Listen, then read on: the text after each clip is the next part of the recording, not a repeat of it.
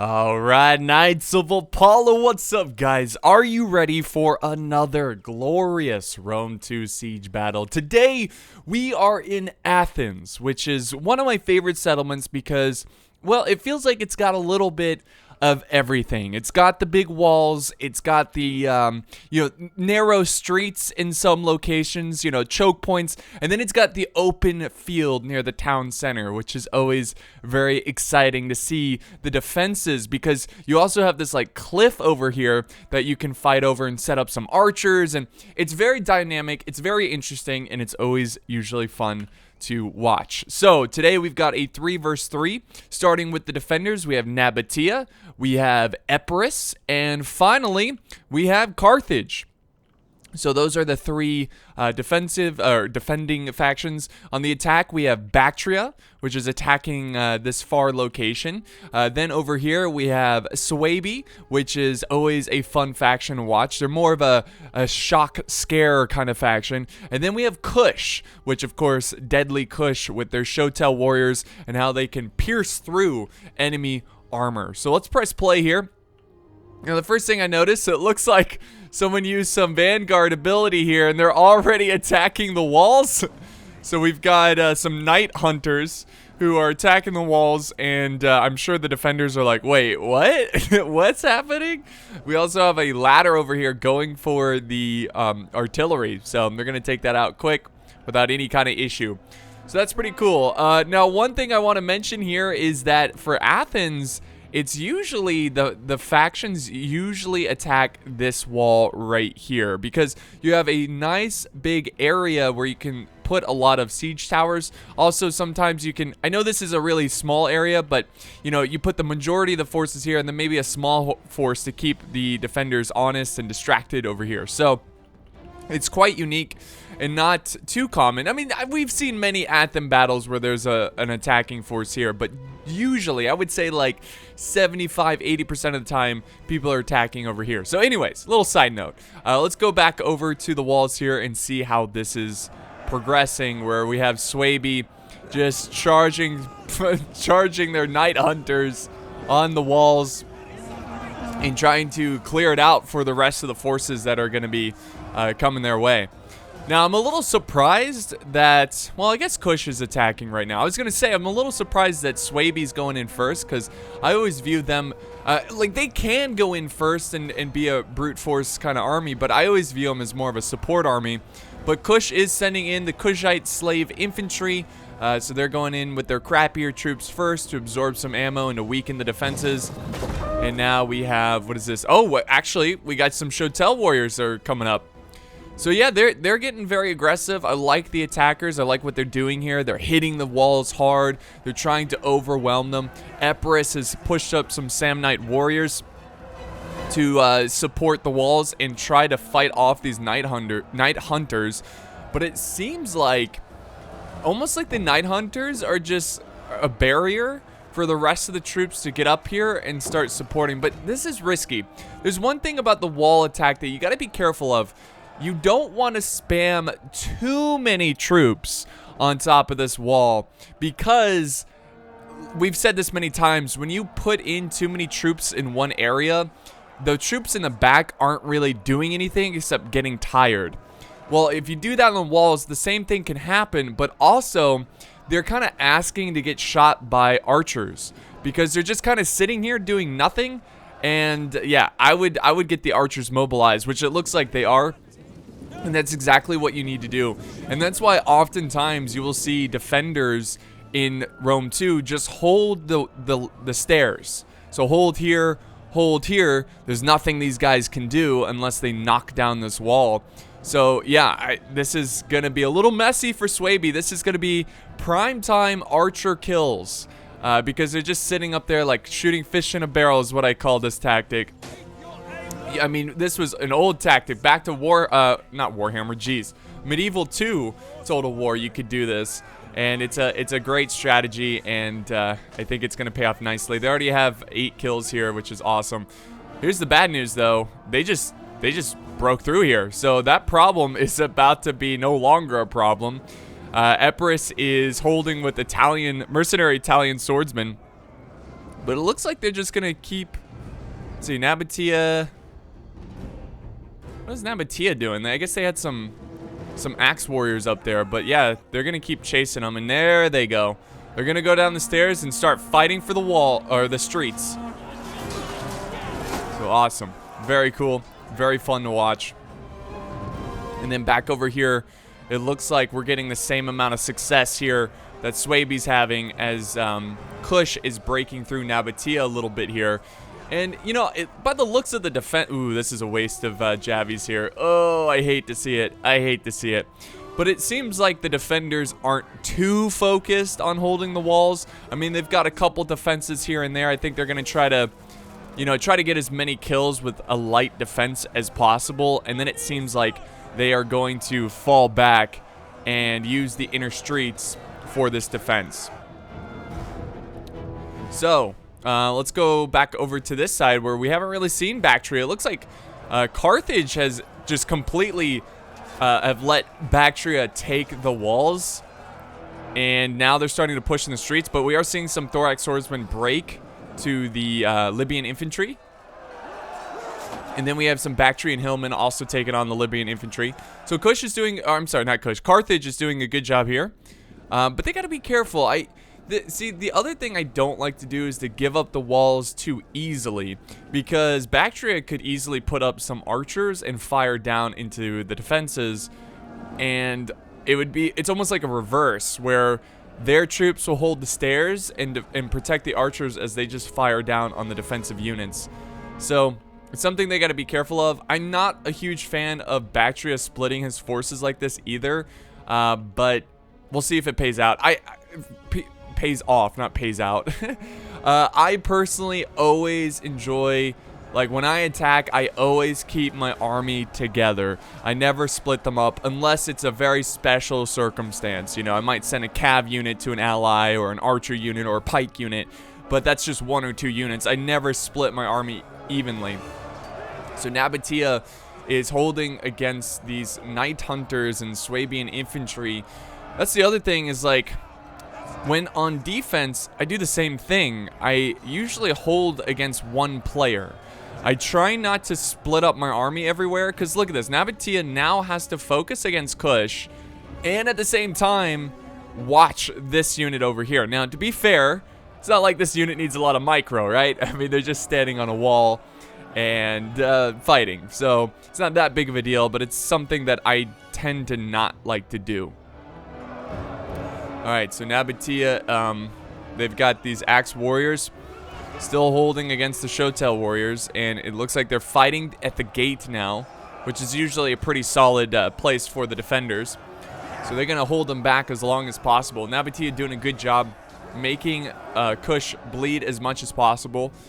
It looks like Kush has sent in at least half of his army, just by a quick glance, maybe like 40% of his army. So... definitely looks like Nabatea is doing a good job. And look at this. Nabatea still has, what, like 30, 25% of his army sitting back in reserve? Excuse me. So, yeah, he's got his general here. And then Kush also... Carthage. I don't know why I keep calling him Kush. Carthage also has a couple reserves. The only faction that doesn't have any reserve force, I guess if you consider the general, but Epirus. Epirus only has his general over here. I wonder if he's gonna fall back some of these troops later on in the battle. Let's go back to the fighting here though and see how Swaby's doing. Well, so far the defense seems to be going very well, guys. I mean, they are making the attackers bleed here quite effectively. I mean, they've lost a lot of troops. It's still early on in the siege. It's still anyone's game. But yeah, they're doing a good job. They're doing a good job. Look, I mean, look at this. It looks like they completely cleared out, except for over here. But it looks like they cleared out Swaby on these walls. And I wonder, Swaby still has troops here, but I don't know. Swaby is not one of my favorite attacking factions because they just, in my opinion, don't have that solid infantry that's like, you know, workhorse infantry that isn't too expensive, but they can fight very well and do very well. But yeah, no, I mean, the sword masters are good, but they're very expensive, and it's hard to get a lot of them. They don't have like the thorax swordsmen or, you know, the Libyan infantry or any of that. So that's why I always consider them more of a support faction. You know, more of a faction that sits in the back, maybe throw up some skirmishers or flank with a naked warrior, or use the screeching women who cause fear on the front lines, that kind of stuff.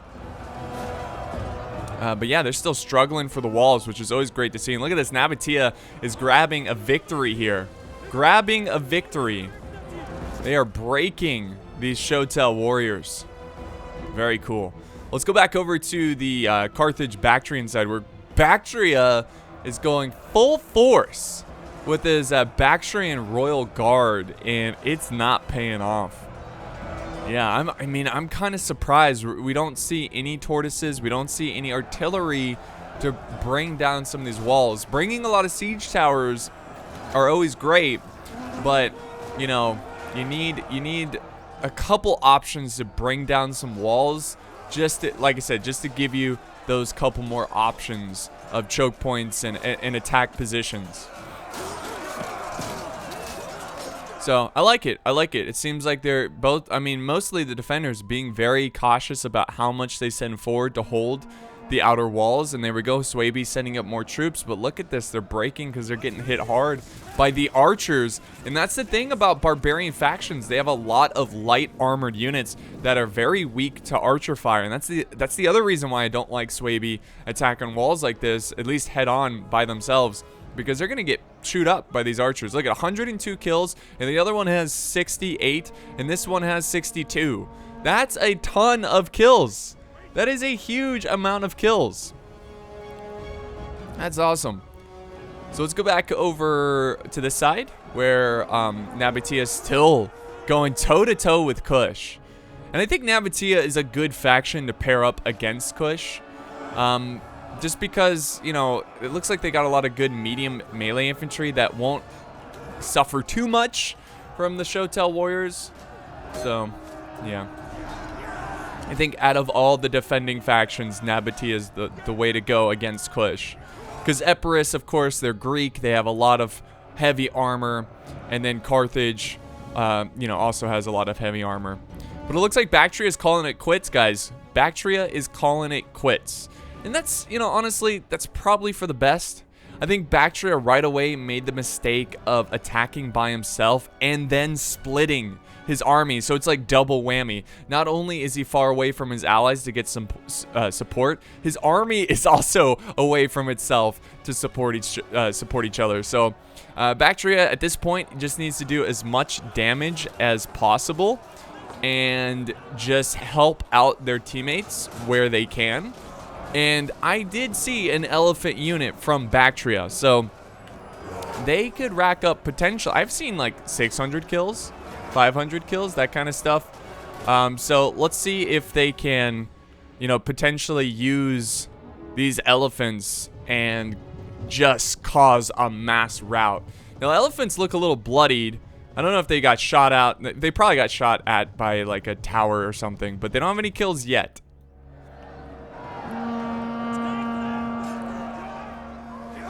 And there goes Epirus, continuing to push up troops to fight for these walls.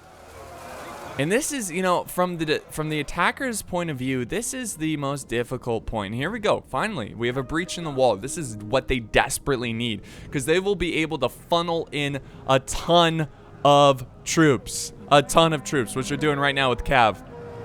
So they'll be able to funnel in a ton of troops and overwhelm the defenders, which is always what you need in these tough times. Well, you know, whenever you're struggling to break through. And look at this, Kush is causing a lot of routing with the Axe Warriors. This is good. This is great. So I think all of the attackers need to focus over here. Now, there is a bad side to that if you focus on one point. Look at this. What? The Cav? How did the Cav break through? They're going after archers. How did they get through the... Oh, I hope they didn't push through. I guess since it's Cav, it's not as bad, but... Yeah, they... anyways, what I was saying is the attackers all need to focus this area because this is their best point of entry. The only problem with focusing one area is that the defenders can also do that. But I feel like this is their best bet of turning this battle around and trying to win this one. The balance of power is in favor of the defenders. So you can see how this battle is going quite well for them. But again, I'm not gonna say this is over. Wow. Okay, so artillery's coming in. So what I was saying is I'm not gonna say it's over because Bactria still has elephants. And I know, like, it's just one unit, right? But I've seen it many times before where the defenders get comfortable, they think they've got this, and then the elephants go in. The elephants charge. Oh my god. Okay, don't kill your own men. That is a terrible idea. It almost looks like he's trying to kill these Samnite warriors, but that's not a great idea. And Epirus is shifting over more and more troops, but Kush is finally getting the first breakthrough. Bactria, hey, you know, Bactria had a rough start, but you got to give credit to him. He's over here supporting his teammates with what limited troops he has, and he's doing a great job. He's running down one of the best archer units in the game. The Nabatean heavy archers, you got to get them out of there. They're very good. So he's running them down. He's doing a good job and supporting the team like a champ.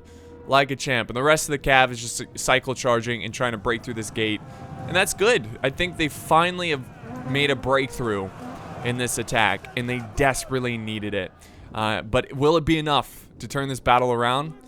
We'll see, because here comes Kush. They've taken control of this section.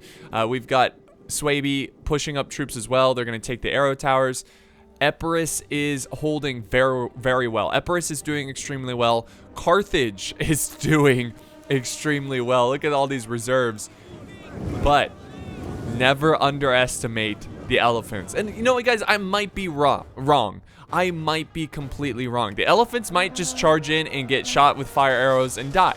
That might be the case. I've never seen this replay. I don't like to watch my replays because I like to be surprised and, you know, give you my first, you know, my first thoughts on everything that's going on.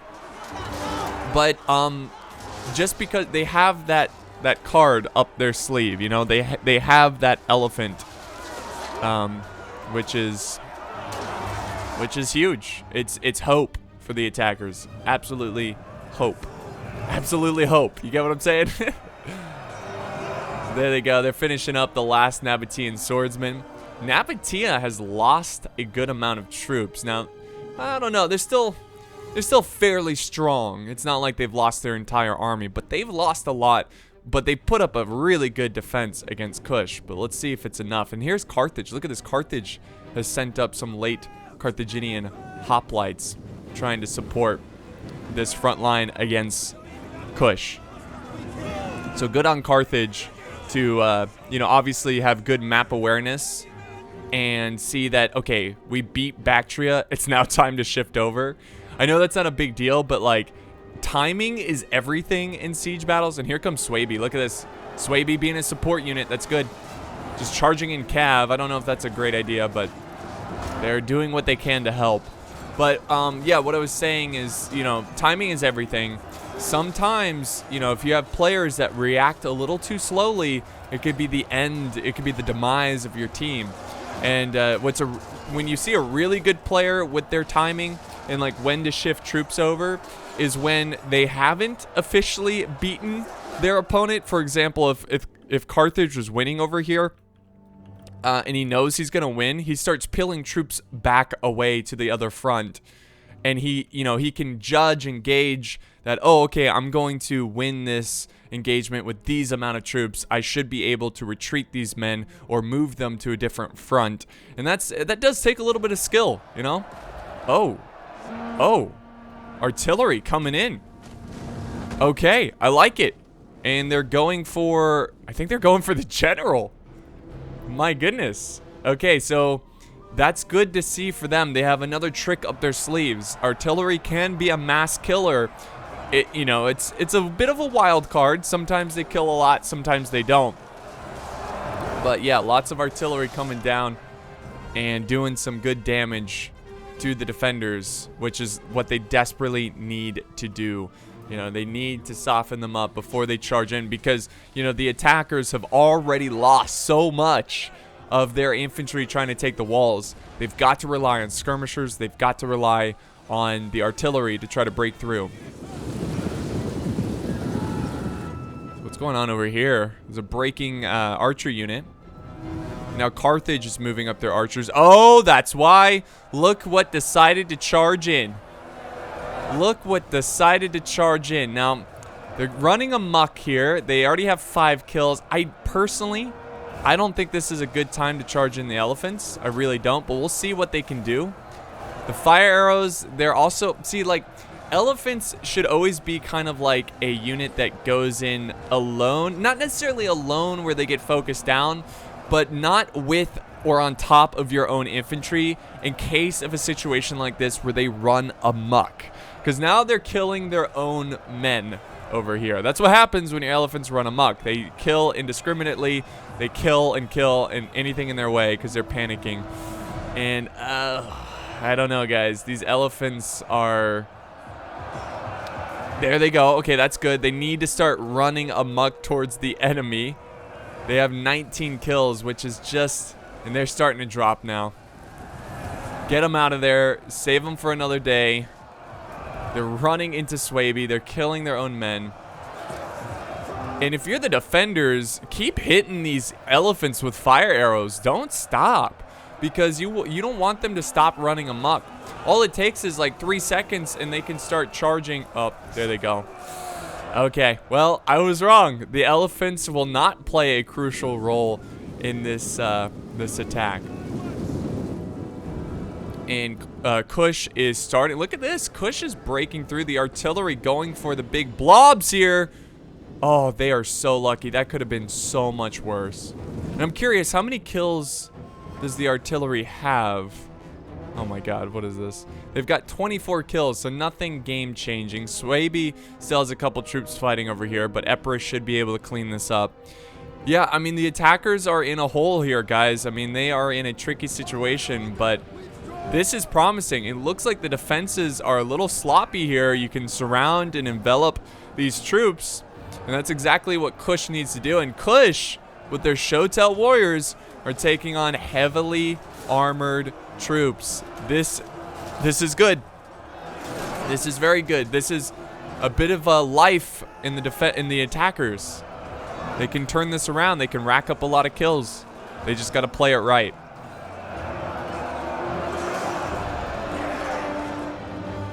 Oh my god, Epirus still has so many troops. They're shifting around men. Look at this. It's all really coming down. Nabatea is pretty much, except for these troops here, their army's pretty much dead.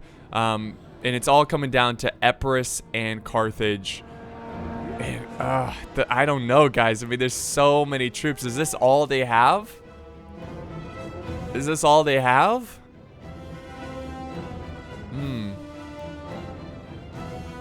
Dang. Okay, well, these Kush soldiers who already have 210 kills are gonna have to get a lot more. They're going to have to get a lot more to get this done. Now, I'm honestly confused. I am honestly super confused here because there is still 22 minutes pretty much in this battle replay. 22 minutes. And the balance of power is not looking good for the attackers, like, at all. Like, it almost seems like we're on the verge of defeat for the attackers, but yet there's 21 minutes. That's kind of crazy. That's kind of crazy. So, I'm kind of just, like, questioning, like, are there hidden troops somewhere that we're, like, missing to make this battle go on for another 20 minutes? Because I don't see it. Now, I see a lot of archers. I see Kush kind of slicing through the defenses thanks to their Kushite warriors. But even with the amount of Kushite warriors they have, you would think, okay, eventually they would get killed by all the overwhelming Epirus and Carthage forces.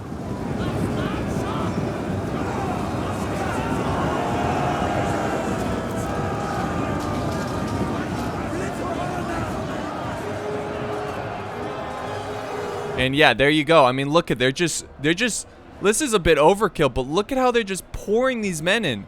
And it's causing a ton of breaking on the defending side. That's crazy. And, oh, there's some pikes moving forward. All they have to do is run up these archers, open fire, and there's so many to kill. Oh my god. And now the artillery. Guys, okay, this is never a good move here. A mistake on the defenders' side. You don't want to run in so many troops, and I think they realize that, and they're falling back. They are falling back. That is, look at the bounce of power. It is shifting. It is shifting. Oh my god. Kush is so scary. Kush is so scary in terms of heavy infantry. Shotel warriors just cleaning it up. They've got 400. Is that say 400 kills? 424 kills. And the defenders are like, you know what?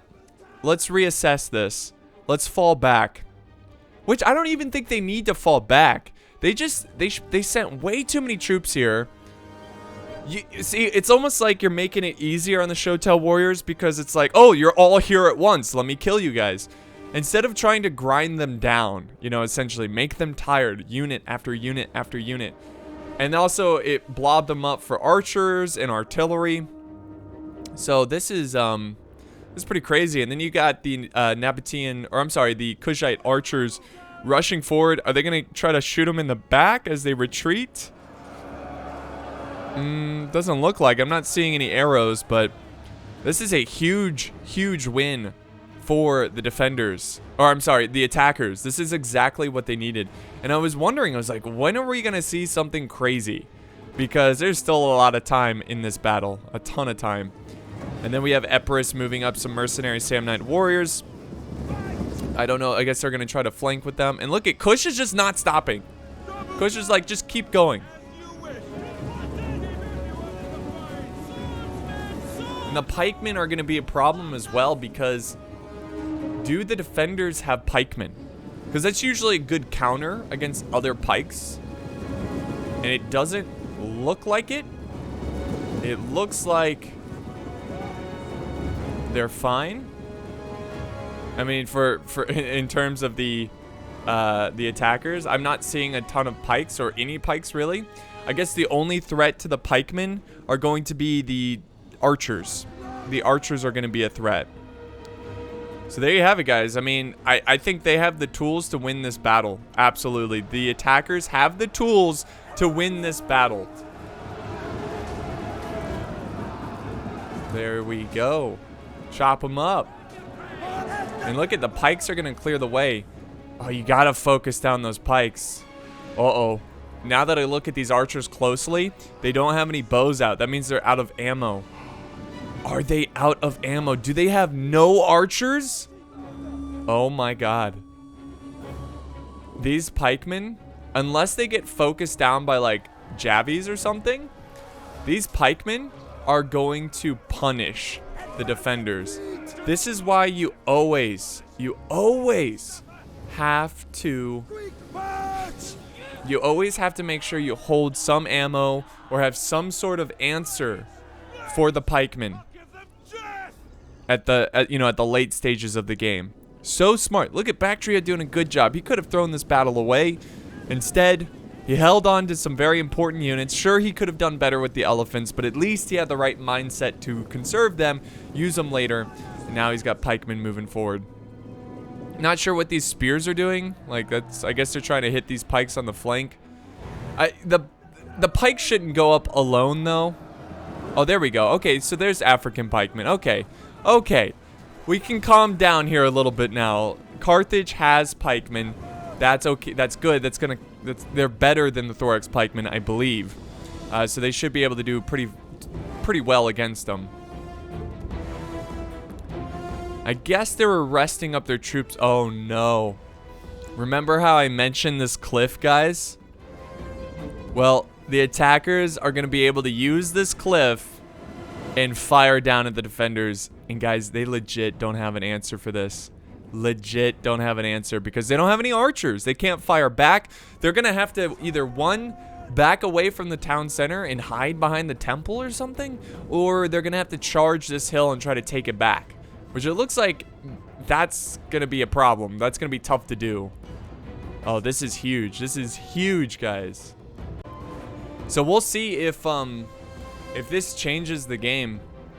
And we're definitely gonna, it's definitely gonna slow down. I'm gonna fast forward a little bit. So what we're gonna see here is a lot of artillery action. We have Swaby for some reason with his general in the town center. I don't know what he's trying to do there, but I don't know. But he's gonna set up his archers, fire down, and kill as many as possible. We also have the artillery opening fire on this huge blob. That artillery has such great range. There's nothing they can do about it either. So I think the attackers, look at this, they're turning this around. They're turning this around.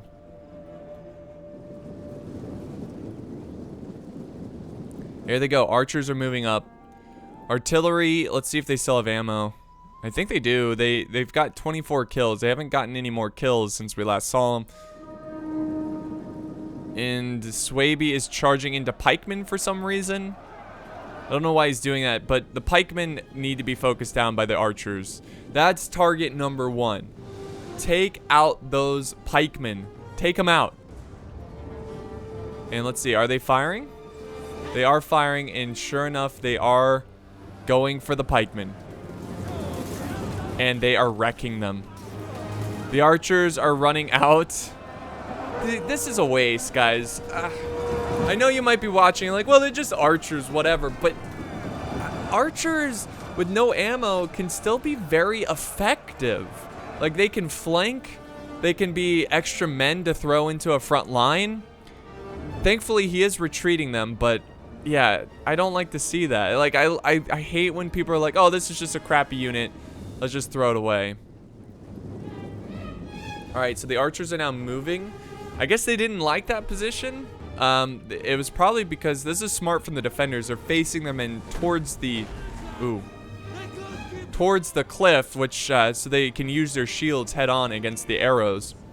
And now we have Nabatea shifting over some palace guard to support and kind of get behind these archers. So we'll see how that plays out. But this is actually, look at the balance of power, guys. It is shifting back. I mean, it's still in favor of the defenders, but it is shifting a little bit less in their favor.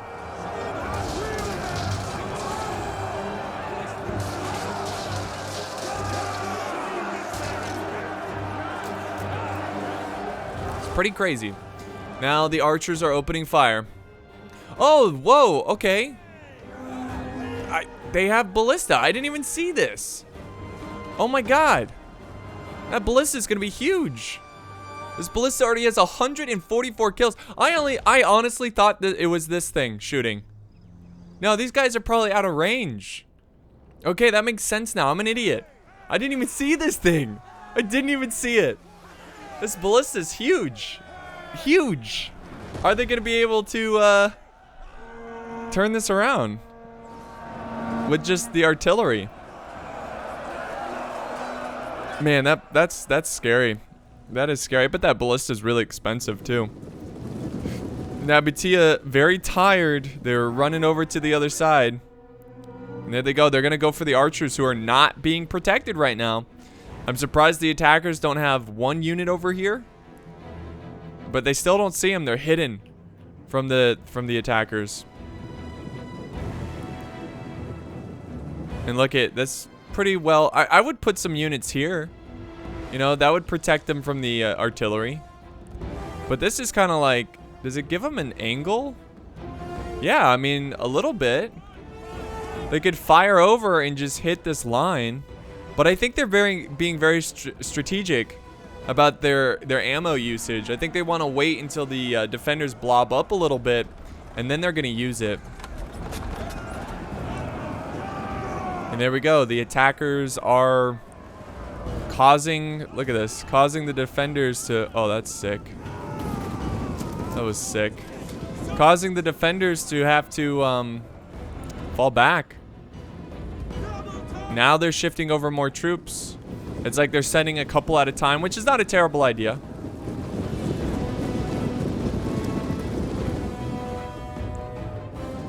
And Nabatea has made it pretty much. They're very tired. They're probably not going to fight too well. And it's just one unit. So what I would do is let them come out. Let them come out and then you can surround them. But they're going to take them on head on. Their troops are fresh. They're going to kill them so quickly. These Shotel warriors with 300 kills. Kush is single-handedly carrying this game. Single-handedly.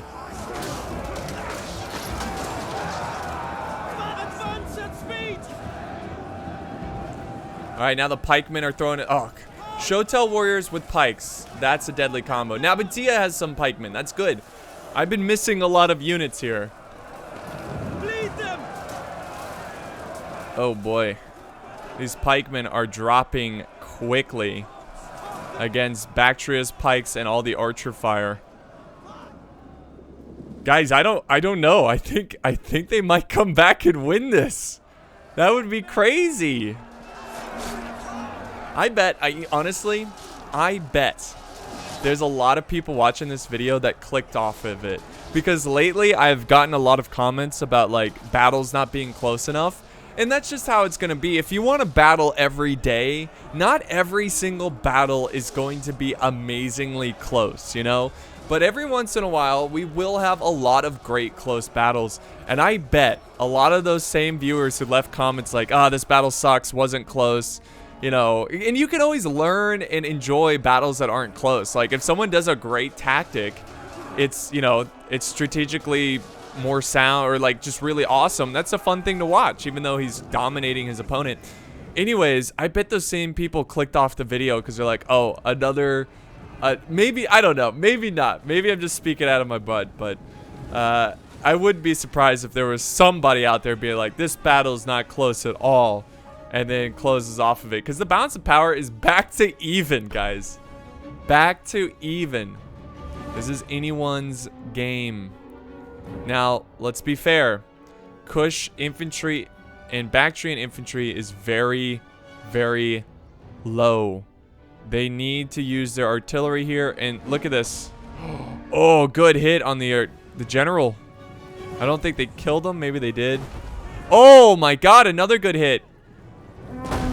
And another good hit. That general is down to 8 men. Alright, Carthage is pushing up some units. They have defeated the troops over here. Look at the kills on these guys. 304, 121, 186, 500 kills. 500 kills. My god, Kush can be really broken sometimes. All right, here's a victory. Shotel warriors with 384 kills. Dead. You got them out. 541 kills. Roar. Look at that. That's funny. That's the lion unit. Oh no, the artillery is unprotected, but they should be able to save it. They might lose a couple artillery crew, but that's okay. Yeah, they got to be careful with sending one unit at a time. You're just feeding these Shotel warriors. Just feeding them. And the crew's making a run for it, which is smart. That's another unit gone. Balance of power still even. And now the rest of the reserves are moving forward, and this is it, guys. Who's gonna win this battle? Who's gonna take it? I'm gonna fast forward a little bit as we just watch the troops position here. Does Kush still have ammo? They do. They do. Just keep firing. Keep killing them. I don't understand the logic here from the defenders. You guys ever heard of the Battle of Thermopylae? How a small force took on a much larger force because of terrain and positioning? That's exactly what's happening here. That is exactly what's happening here. Why meet the enemy here when they have a handful of troops, when you could force them to push forward and then you can surround them in the bigger open space with your more troops? And okay, good. Maybe that's what he's trying to do. Maybe that's what he's trying to do. Okay, so he set up a little trap there. There we go, finally. That's what they needed to do a long time ago. No, no, no, don't run away. You gotta fight him now. Surround him.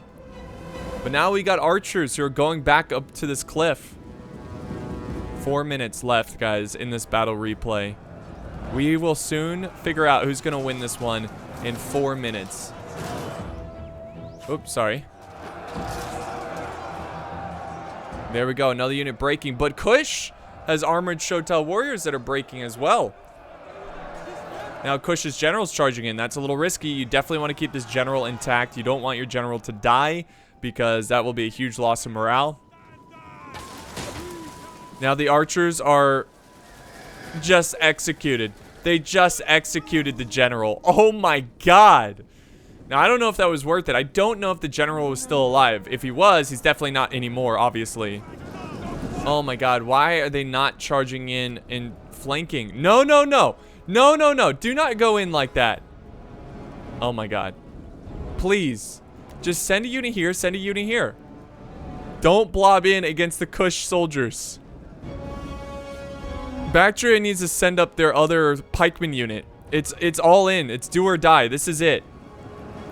Nice charge with the general. What is Epirus doing? What is Nabatea doing?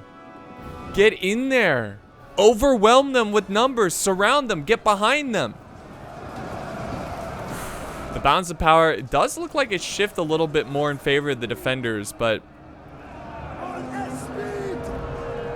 let's see. Why is Bactria still back here? It's all in. And the archers look like they're out of ammo. See, I wouldn't have put the archers up there because, yeah, it was a good angle, but they didn't really get off that many shots, and it's going to take them a long time to get to the front line because you're going to need them as infantry. Oh my god. Oh my god. What are you doing, Bactria? Why are you falling back? Or I guess he's worried about the flank. But you can't leave Kush high and dry. Do not let these Shotel warriors get flanked.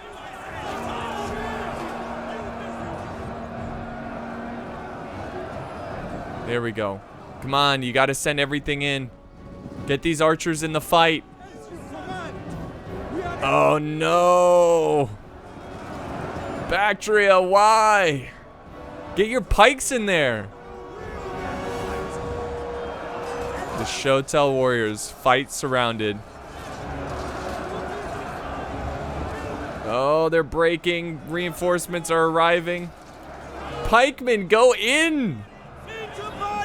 Oh, I think the defenders have it. Bactria kind of dropped the ball here. I don't know. They're good rally there to keep them in the fight. Bactria, please. This is not like you're not gonna win it with pikes alone. Yeah, that's not gonna. That's. Oh, both sides I felt like made some blunders there. And with the Shotel warriors dead, that's going to be it, guys. That is going to be the battle. Such a great fight that seemed so one-sided and then completely turned around at this point of the battle. Right here. Just completely turned around.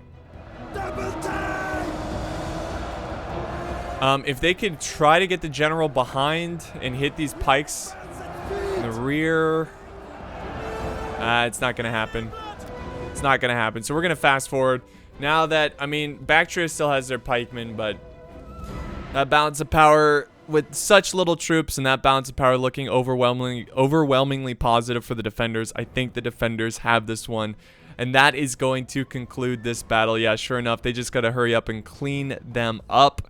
As we are down to the last 30 seconds.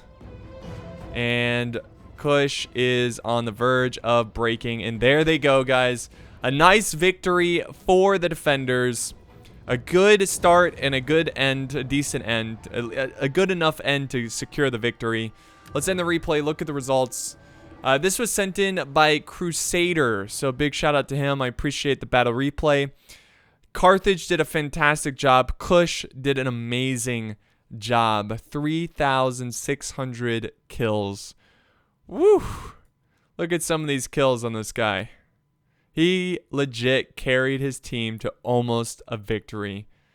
His allies barely got to 1,000. One didn't. That is insane. 542 kills, 659 kills with armored Showtail warriors. Well, guys, that's going to wrap it up for us here today. Thank you so much for the support and the likes and everything. Also, don't forget to check out the links down in the video description. Thank you guys so much for watching, and I will see you next time on the battlefield.